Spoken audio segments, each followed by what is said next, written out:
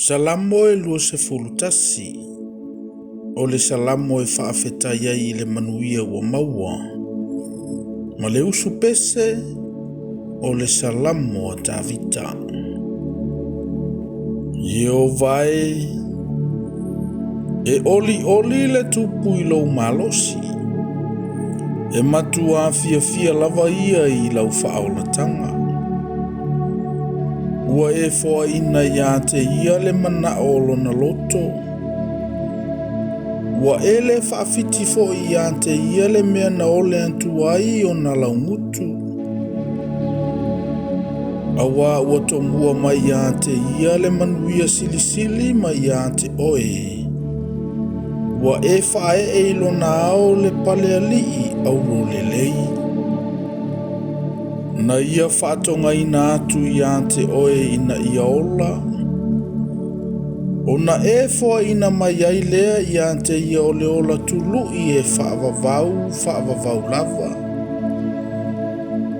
Ua tele lava lo na mamalu i lau whaolatanga. Ua e whae e tia i ona lunga le vi inga ma le mātango fie. Awa ua e tuuina ia te ia le manuia e o i le whaavavau. Ua e whaoli ina o ia i le fia i o luma. Awa ua whaatua le tupu ia Yehova. Ona o le alofa o le silisili ese, e le whaanga e ti ai o ia. E maua e lo a ao i lanto uma o e ita ia te oe.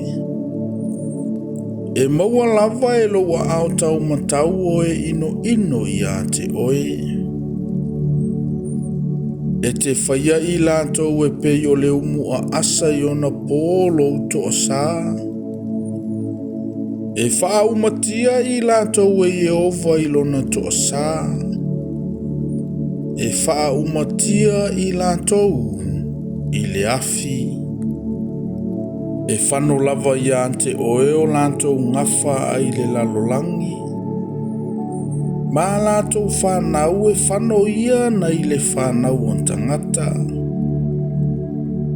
Awana lantou manatu i se mea leanga ia o i ante oe. Ua lantou mawhau i se tonga fiti leanga. Ai lantou te le i mawhaia. Awa e te whaaliutua ina mai i lantou. E te saunia ufua e whanatu ai i ante i lantou.